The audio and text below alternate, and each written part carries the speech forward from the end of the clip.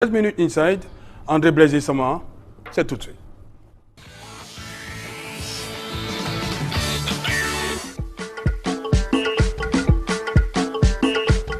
C'est un spectacle assez particulier que vivent les populations et usagers en plein centre-ville de Douala. Un célèbre personnage, au look barbu, joue à première vue le clown dans les artères de la capitale économique du Cameroun. Il profite de sa capacité à haranguer une foule de curieux pour communiquer sur des événements culturels organisés dans la ville de Douala.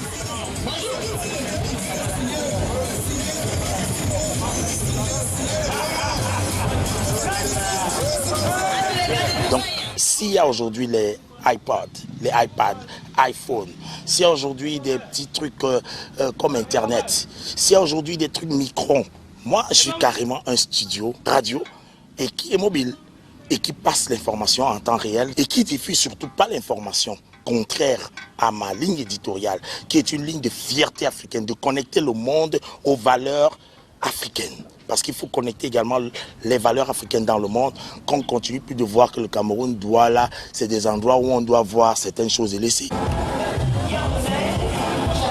André Blaise et Sama se présentent également comme un activiste nationaliste qui brandit avec fierté son trophée de guerre.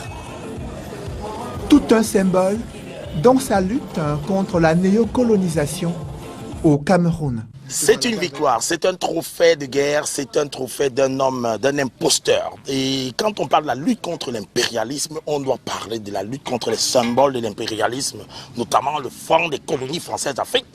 C'est également la lutte contre l'inculturation et surtout la façon avec laquelle les Camerounais sont manipulés au niveau même des médias. Il faut aujourd'hui que nous sachions la vérité sur notre histoire. Et je pense que je ne suis pas malheureusement seul.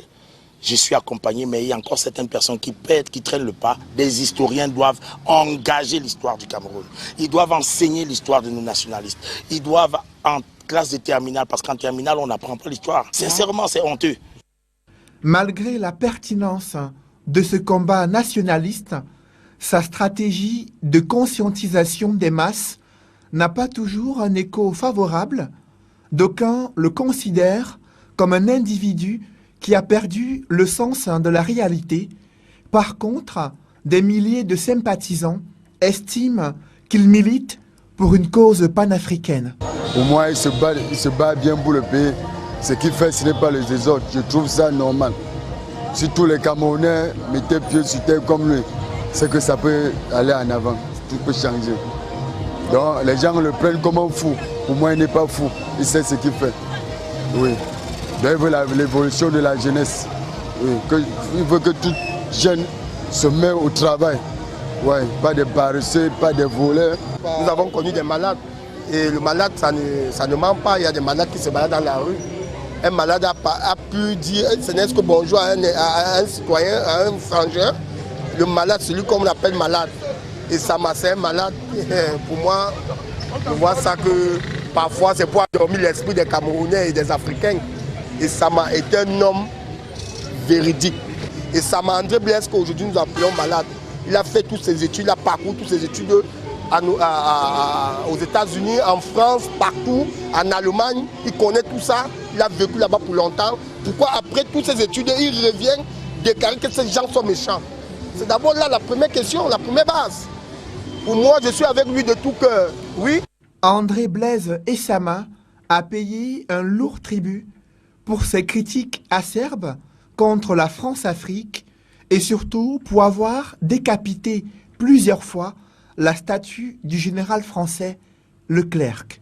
Durant ces 3 mois passés à la prison centrale de Douala, il a reçu le soutien de nombreux fans. Quand elle était en prison, nous étions vraiment gênés. On lui rendait visite, on lui donnait de quoi manger, on ne pouvait pas lui laisser les yeux en prison. Pour qu'il comprenne que non, il a ses petits dehors qui pensent vraiment à lui. Et on lui donnait les bouts de pain, les jetons. Et quand elle est sortie, nous étions tellement contents. Quand elle est sortie, là, au moins fait vibrer quoi. Il y a au moins plus de 1000 benzineurs derrière lui pour sa sortie. Monsieur. Sa récente condamnation à une peine privative de liberté a été un choc pour sa mère. Marguerite Donfac lui avait écrit une lettre pour lui réitérer tout son amour malgré son désaccord à peine voilé sur la vie d'activiste d'André Blaise Essama. Quand il était encore en cellule, j'ai fait un mot. Blaise, je t'aime toujours. Si c'est la route que Dieu a tracée pour toi,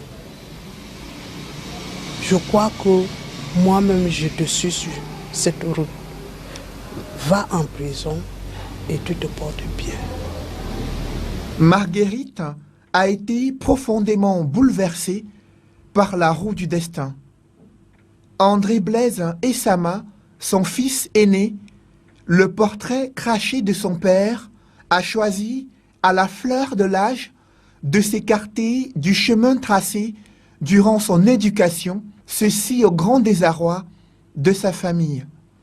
Donc, quand Blaise lui aussi est tombé dans son chaud, je ne sais pas où c'était la transformation pour devenir ce qu'il, je ne sais pas.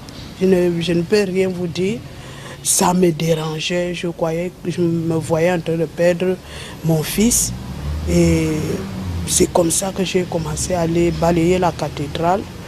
J'ai dit, Seigneur, je ne connais pas le sort mais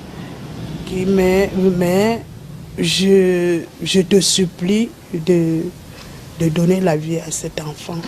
Je ne sais pas.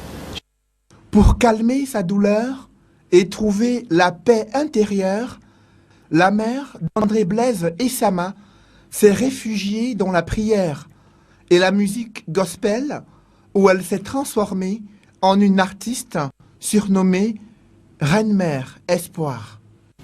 En journée comme ça, je pouvais prier dans 5 églises. Les gens venaient prier ici, j'allais prier partout. Je ne me contrôlais même plus, même s'il fallait aller prier dans une maison, ou dans une petite église, ou dans une église, je cherchais seulement Dieu. Moi, je voulais qu'on libère cet enfant, quel que soit ce qu'il y a. Parce que c'est un enfant qu'on a vu avec plein d'avenir. Je ne sais pas ce qui se passe. Comment est-ce que la maman qui vous met au monde n'est plus responsable de vos idées, de vos combats. Et j'ai pitié, c'est vrai, pour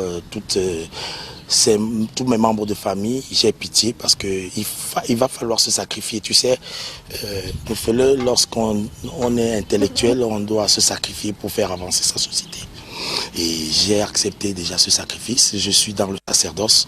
Je ne peux plus me rétracter, je ne peux plus me retirer. Déjà que plusieurs fois emprisonné, plusieurs fois maltraité, plusieurs fois on a attenté à ma vie, plusieurs fois on continue même de me menacer. Je crois qu'il y a aujourd'hui un destin, le destin d'un homme qui ne lui appartient plus, mais qui appartient à une communauté. Et je suis très content d'avoir des grands fans partout, notamment Sankofa, des grands fans de la diaspora camerounaise qui orientent mon intelligence. Cependant, André Blaise Essama n'a rien oublié de ses compétences d'ingénieur, analyste, programmeur. À 16 heures perdues, il décrypte les langages informatiques pour réinitialiser les ordinateurs portables.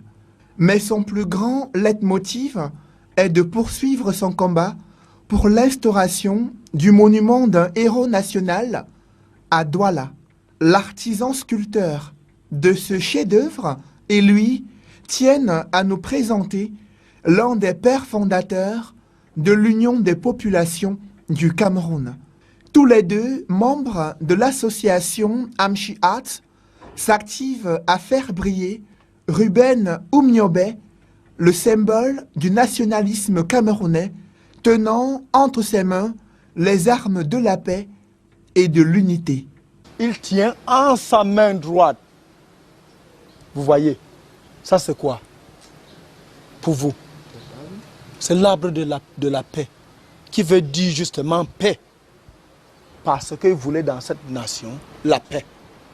C'est pourquoi il lève l'arbre, je le fais en train de brandir un arbre de la paix, qui ne veut dire que la paix.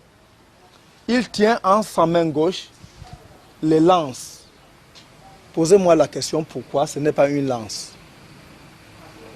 Quoi il s'agit? Parce qu'il tient une liasse de lances. Pour préserver la paix, il faudrait que les fils et les filles de la nation soient unis. C'est un signe de rassemblement. Donc ça, en langue bamoun, on appelle pi fin. Pi fin veut dire l'union, rassemblement, soyez unis. Donc, c'est pour réunir le peuple camerounais, les fils et les filles de la nation. Il les rassemble autour de cette paix. Et c'est ça qui est un problème pour moi, que les Camerounais n'ont même pas encore l'idée sur leur histoire. Les fausses choses ont été implantées un peu partout. Je prends le cas de Bonadjo, où on a rue Maud de la Pique. Maud de la Pique au niveau du trésor public. Faites référence, allez sur Internet, vous allez voir. C'est un monsieur qui existait en France en 1722. Que fait-il au Cameroun? Fauche, nous sommes fauchés. Le clair, s'il est clair, nous sommes noirs. Nous sommes comme Ruben Miobe. De Gaulle, il n'y a pas de Gaulle. Bref, c'est une absurdité que d'aliéner et de continuer, d'occidentaliser et surtout de prendre nos fonds publics. Ces fonds qui sont des fonds sacrés, qui ont du sang. C'est le sang des Camerounais qui a été versé. Selon le quotidien La Nouvelle Expression, ce groupe d'artisans et hommes de culture a mis la pression sur la communauté urbaine de Douala afin qu'elle trouve un espace public pour l'installation de cette figure emblématique, mais la procédure piétine depuis près d'1 an. D'ailleurs, dans d'autres pays, dans les pays occidentaux, il y a les monuments des grands personnages, et que pourquoi pas Oumniobé chez nous? Il faut commencer normalement, s'il le faut, par Oumniobé, avant de voir Félix. Il y a d'autres. Félix Moumié, Wangé et d'autres. Et nous avions fait les démarches auprès du délégué du gouvernement.